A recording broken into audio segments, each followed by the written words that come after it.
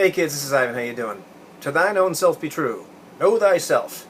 There are a lot of other great mantras out there just like that, principles to live by. So, in the spirit of those statements or principles, I'm going to talk about me because it's fascinating. And I'm also going to bring this topic up because I wonder if there's people that watch my channel or have simply just stumbled upon this video that might be able to relate to this. Now, if you watch my channel, and who wouldn't because it's fascinating, it's not a secret or surprise that I tend to gravitate towards games that are a little bit lighter on the rules. And this tends to be my bias or preference, and I'm not being an apologist for that or saying they're better. I'm simply saying that's where my natural bent tends to go. And in light of some things I've learned about myself recently, or things I've been considering, it's had me considering or evaluating why I tend to gravitate in that direction, because it's not just a matter of like, oh, I like that because it's a smaller rule set, but I like these games or feel more comfortable with these games that give you a set of mechanics, some set of guidelines and principles, maybe the tone that you're supposed to go for, all that sort of stuff, and then I go ahead and make some rulings within that framework. There is that big fruitful void, as opposed to games which are a more complex or exhaustive set of procedures and rules and all that sort of thing. So part of this, I believe, comes from my history, my original culture of play. The original D&D books I got way back when, the 1981 Moldvay Basic set. It told you go make some stuff up. Even Advanced D&D told you go make some stuff up, although there was a lot of junk in that game. But the original culture of play was very much you fill in a lot of those gaps.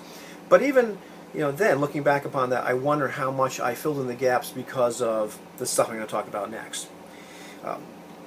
I've talked about on this channel off and on the fact that as of late I've had more and more of an inability to concentrate. It's harder for me to read books for a long period of time, even to sit through things like TV shows and movies, unless they really grab my attention. There's only so much I can do. Sometimes I have a problem with retention of information. I recall as a kid kind of skating through the first 9 or 10 grades. I'm not a genius, but I'm not dumb, and I was able to kind of figure out most of the stuff easily, didn't have to actually study. And then I finally kind of hit a wall somewhere around 10th grade or so where things didn't come quite so easily, and while other students had developed good study habits, I really hadn't. And as I tried to a little bit, I found that it was very difficult for me to actually retain this information, to be able to concentrate, all that sort of thing. That's not stuff I thought about then because I'm a little bit older, and I don't think they diagnosed learning disabilities quite as frequently back then. I knew I had some friends that had some more profound learning disabilities, and I've never had one formally diagnosed, or nobody's ever told me that. However, I do recall some years ago now, quite some time ago, that I was kind of examining the idea that I might have some kind of adult ADHD, and I had a job that had very good health insurance, and then I didn't have that job, and so I didn't really get the chance to really examine that as much as I would have liked to. Anyhow, I started to wonder about that again, and talked to a couple professionals for different reasons. They said, yeah, that's a good possibility. I've also noticed that I don't know if I have some other kind of learning disabilities which make it harder for me to concentrate or retain information or what have you. Even things like maybe a little bit of dyslexia. I'm not sure. I mean, I've just noticed that I tend to switch some syllables and some words every once in a while. I noticed some words I had to learn for work recently where after believing that it was pronounced one way, hearing somebody pronounce the word, because I'd simply read it a bunch of times, and I switched a couple syllables there. And actually, it was kind of embarrassing. There were a couple of dinosaur names, because I was a big dinosaur nut when I was a little kid, that I heard somebody pronounce a professional, and I realized, hey, I switched those syllables for the last, 50 years. So, that was kind of eye-opening for me.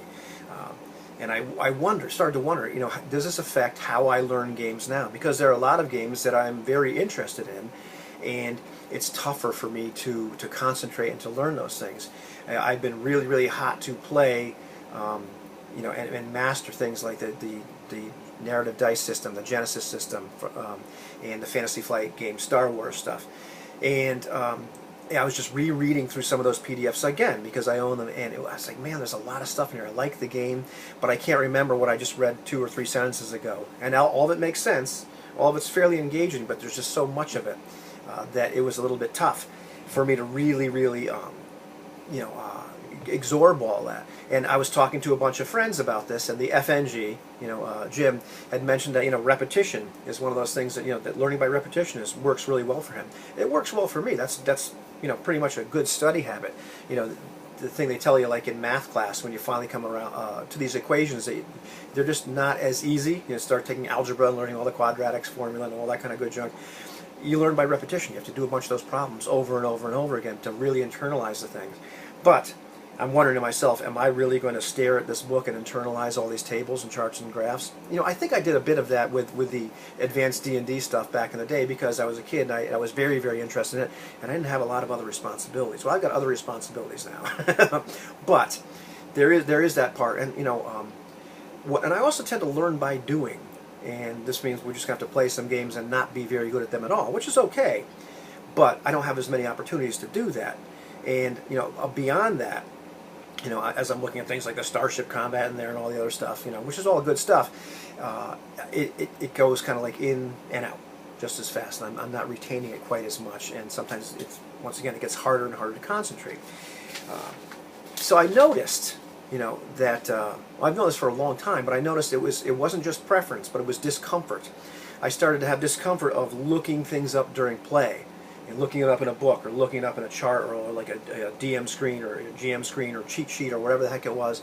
And if you recall, if you've ever seen it, my very first YouTube video, which was not very good, but it went viral and impressed some people in the OSR, which I guess means that it's not hard to impress us guys in the OSR, was a rebuttal to Thyself 57. And I was talking about the idea that the big difference between James and I was the fact that, for him it was not fun to stop his game to have to go make something up, to make a ruling.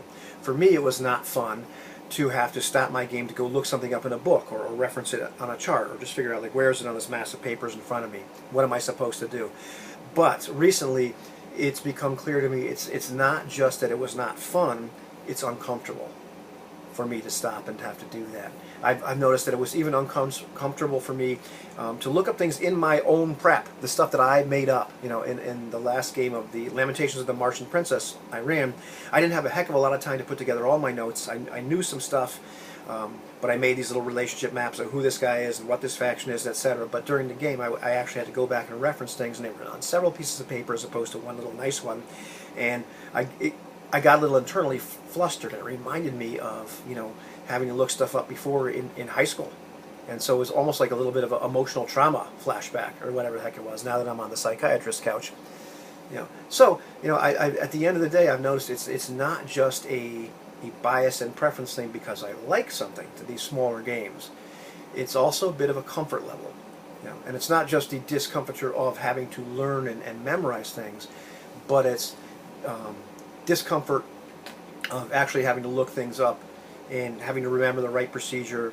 And because I've noticed sometimes in the heat of the moment during the game, it's very easy for me to get flustered and confused and not know what I'm supposed to be looking up, what I'm supposed to be referencing. Am I forgetting this? Am I forgetting that?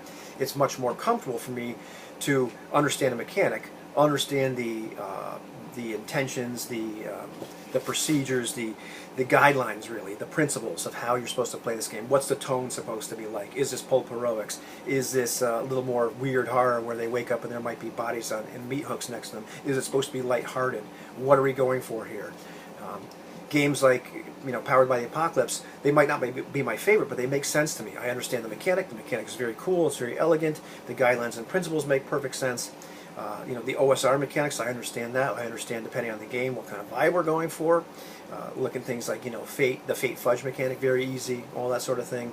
A bunch of other, even the Fantasy Flight games, Star Wars dice, the Genesis dice, they make perfect sense to me. How you use them, how you build the dice pools, it's all the other procedures around them that start to fluster me. But if I was just playing with those dice with a set of guidelines and principles, I would be much more comfortable. Not saying that's what I'm going to do, but just one of those things I've noticed about myself, and why I tend to gravitate towards the lighter systems and more of the rulings, over rules. Not I don't want to bring up that tired argument, but the idea.